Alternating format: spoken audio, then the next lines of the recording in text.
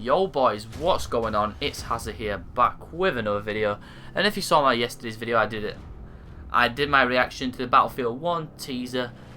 And today I want to talk about something what's sort of related to it and sort of not. It's set in World War 1, as you all know, and everyone's bitching about Infinite Warfare going to future. I personally hate the last two Call of Duties. And I've noticed something what's really started growing in the last couple of months. There's been lots of games announced set in either World War 2, a World War 1 scenario, or games that have already been released, and a Vietnam. I'll just name a couple for you right now.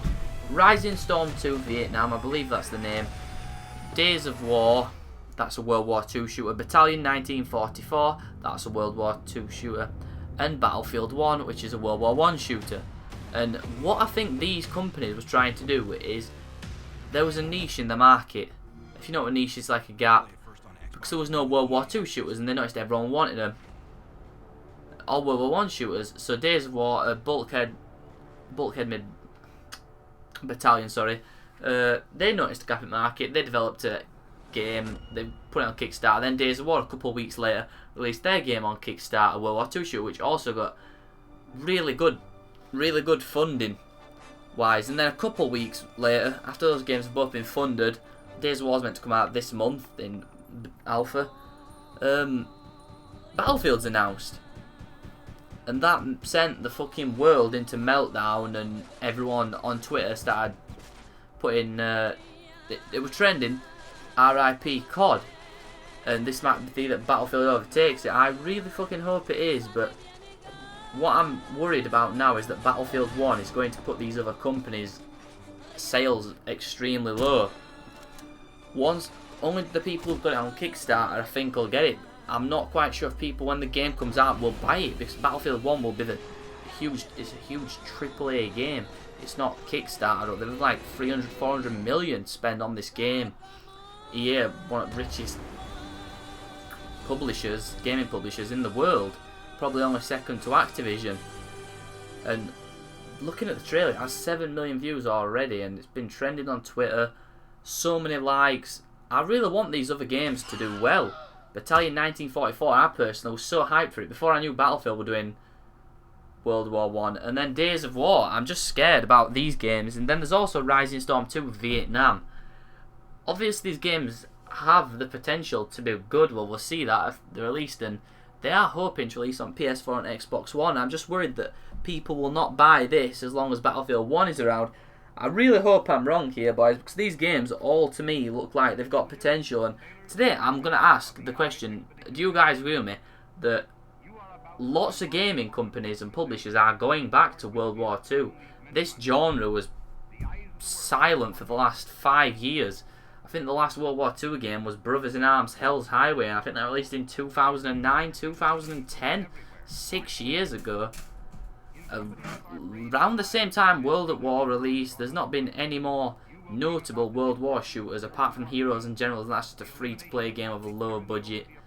But this year, beginning of 2016, middle of 2016 as we are now, we're starting to see a lot of World War II shooters and just World War games pop up, spring up in general, like Verdun, the World War 1 trench shoot, which is the only competition Battlefield will have in World War 1, has popped up and creeped up in popularity. People are getting sick of all these exo movements, these futuristic games like Titanfall, Black Ops, Advanced Warfare. They're all futuristic, and people like me are getting absolutely sick with it. And developers have started going back to the roots of shooting games, the roots of shooting games, which were World War II and World War 1. And I want to know if you guys think this is going to be the next trend for the next 5 years. Then people are going to say they're going to get tired of World War 1, World War 2 games. Because personally, I never got tired of World War 2 games. I like the gory and the grittiness these games have. Because if you look at the Call of Duties over the year, they've been dumbed down more over the years. I mean, after Modern Warfare 2, when they did that mission in Airport, everyone went tits in air. Everyone just went crazy. It was a video game. It was not real. It was not encouraging terrorism. But people flipped out and lost their shit. And we've not seen games as gory or gritty anymore.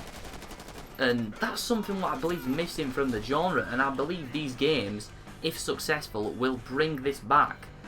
Because on World War, when you shot someone, their arms and shit, the limbs could fall off. Have you seen that in the Call of Duty games since? No. Halo, another futuristic game. All these games are doing so well now, and people are starting to get sick of it. Anyway, boys, I just had to get that off my chest because I believe World War II is going to be the new niche in the market. It's not going to be a niche for much longer because it seems like every company is going back to World War I or World War II.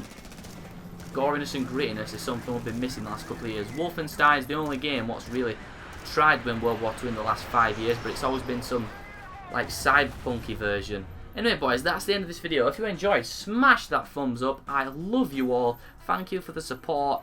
It means the world to me. And subscribe if you enjoyed, and I'll see you all in the next video. Peace.